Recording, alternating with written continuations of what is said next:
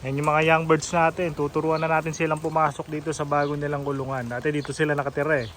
So ngayon, nililipat na natin. Tingnan natin kung sushoot sila dyan. Ayan, yung bago nilang loft. Ayan, yung isa na mali. Ayan o.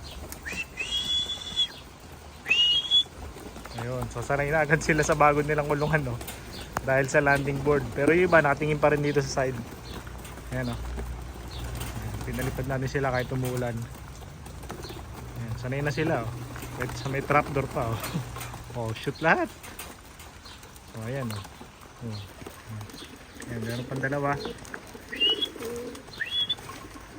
Ayan, nalilito si white feather. Pero nakuha niya rin. Ito kasi yung dati nilang bahay. Oh, pero ngayon, sanay na sila. Shoot na shoot mga kalapatids. Ayan.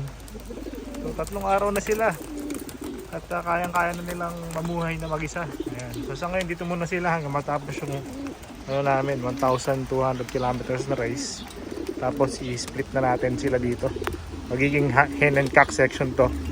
So sa ngayon magkakasama muna yung 15. Medyo crowded. Ayan. So ngayong year marami tayong panlaro. Pero okay na sila. Magigilas na mga kalapatids. Ayan o.